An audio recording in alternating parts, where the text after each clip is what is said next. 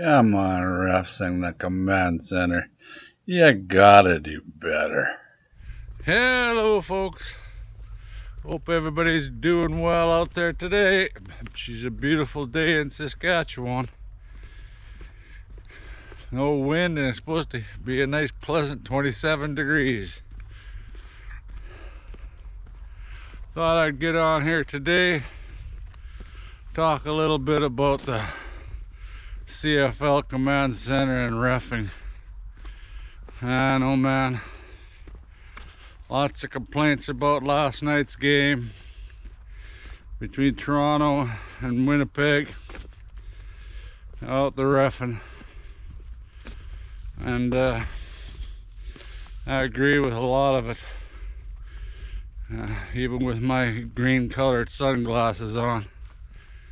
I'm calling some plays I see that happen against Saskatchewan, but I try to call it as I see it. I know I'm not the brightest soul in the world, but I try to make common sense of things. And like last night's game with the pass interference calls, I said earlier on video early in the season, when I went to a pass interference call, I don't even think it was a Saskatchewan game. If I recall right, I think it went in favor of Winnipeg. But anyway, it doesn't matter. It was a pass interference call that got challenged, and they reviewed it, and the defender just barely pulled on the guy's arm. Really didn't even affect much of anything. And of course they called it pass interference, which by the rule, letter of the law, is pass interference.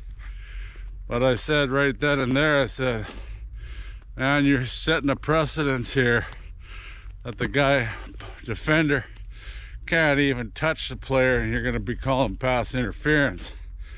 Well, you look at that one against Dembski last night. To me, he did quadruple more interference than that one that the command center called early in the season. Pass interference, and this one, play on the field stands. You got to be consistent. To me, I wouldn't have called it pass interference either. Sorry, Bombers, but that's just me. I think they should let them play a little bit. More like our buddies down south in the NFL. They allow a little hand fighting and stuff like that. And I guess it's because I'm a defensive type player and lover. You know, it's pretty hard to defend if you don't have a little bit of contact. And then the second one was against Dimwitty. Went completely berserk and threw a challenge flag on his play, pass interference, and play on the field stands, no pass interference. And you know, all that happened in that play was the guy ran into the defender basically and got tangled up, and the ball was thrown a bit behind him anyway. So, you know, I had to agree with that. But that being said, earlier in the season, seen it a couple times already, where the guy's feet got tangled up, and they called it incidental pass interference or something like that. Well, that one there against Toronto, well, definitely incidental contact. You know, accidental or incidental, I can't think, or they call it accidental, I think. And they gave him a penalty. So you can't go one way and then the other way. You gotta call them consistent. And when you're calling like the first time, when it was just barely contact, you're opening a whole book of worms. You know, how you have refs, you know, they could throw a flag just about on every call. Like we got one this last game with Sales, pass interference. The guy would have never caught the ball anyway.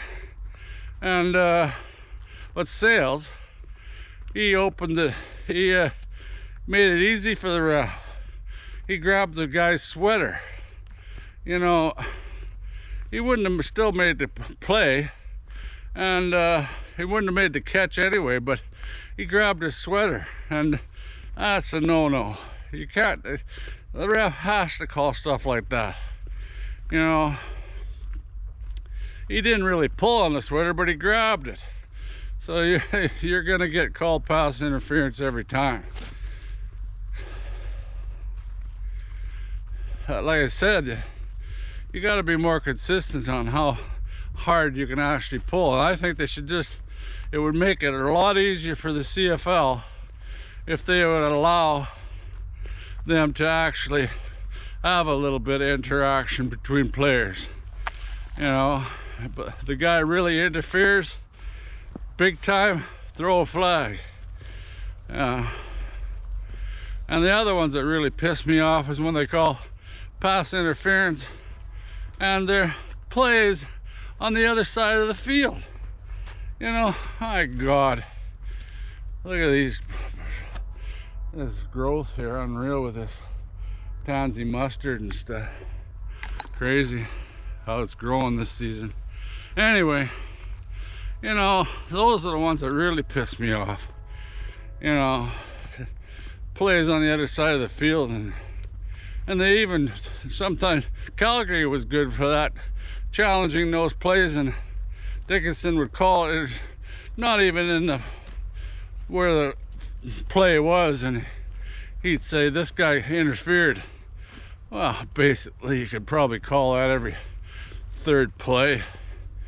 You know, I just hate those calls.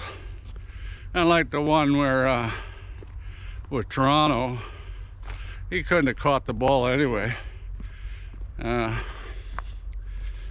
they got to do better, that's for sure. I don't know what you people think out there, what the solution is. Comment down below and see what you think. I like the comments even if they don't agree with me or they do agree with me. One way or the other, everybody's got an opinion. What else was I going to talk about? Oh, wasn't the reason, penalties weren't the reason why Winnipeg lost. Probably the main reason is they didn't kick a field goal when they're in field goal range. Like, Jesus, Murphy. You know, old O'Shea got big time confident that, oh yeah, Streveler can make a yard no problem. Yeah, well, he didn't make the yard. And again, a lot of people saying, man, bad spot. There I have to agree with you. I went back over that a few times, and my God, it looks like Streveler's 3/4 of his body's past the first down marker, 21-yard line. But you can't see the ball, but you can imagine the ball is not at his feet. He's still holding on to it. So yeah, it was, in fact, where the ref ran up to spot it, it looked like he was spotting it well past the 21, or on it at least. But when the spot come up, he was just short of it, which again, you know, could have cost you. Well, you didn't have to rely on the refs, O'Shea. You could have just kicked the field goal and relied on your defense to stop them with, well, I think it was only about a minute left to play. And not only that, Winnipeg turned the ball over so many times. You're lucky that Toronto couldn't make any offense, or they'd have been well thumped. You know, they couldn't get nothing going from Toronto. Good defense. Yeah, and Collaros, he's lucky he's still alive today. He took some wicked hits. And that's another controversial one where the command center, oh yeah, or whatever it is, league protocol for concussion protocol, sends them off. That there was no call on the play. I didn't, you'd have to see that play from the side. They show it more, not right directly from the side, whether his helmet contacts Collaros' helmet. It looks awful close to me, that's for sure. Even Ford, the announcer, says he thinks he just shoved him in the chest. Well, why the the contact to maybe he hit his head hard on the field? It didn't look like it. It was more from the hit he took directly on that they thought he got concussion. The other guy stayed on the field. They pulled Collaros and he was back just after one set of plays. And the other gripe was probably, I got some comments about why I didn't like that when Patterson ran out of bounds in our game against Montreal. And people say that there was no penalty. I don't know. First of all, another gripe with the CFL, what I was really complaining about is why are they all allowed to stand within, right on the out of bounds line? That's illegal as far as I know. It's illegal. You're supposed to be standing 6 feet back, 2 yards. That's what that yellow line is on the field, and that's your bench markings or your benches. I know they're both on the same side of the field in Montreal, and Ottawa was a similar situation, but move the players back. The only people that are supposed to be in there are the coaches, and that's it, not players. Even if you're a substitute, you're supposed to be behind that white line, and neither team is. So straighten that one out, CFL. Also, they're still bitching about them air horns. I kind of looked that up too. You're not supposed to have air horns according to the rules of stadiums, or a mechanical driven sound device.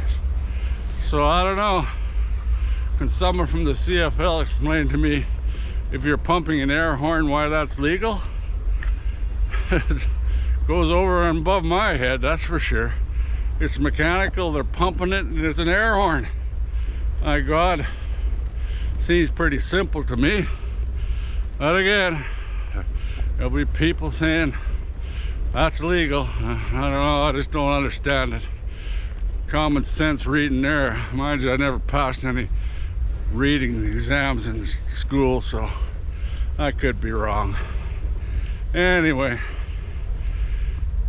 that's about it for this video.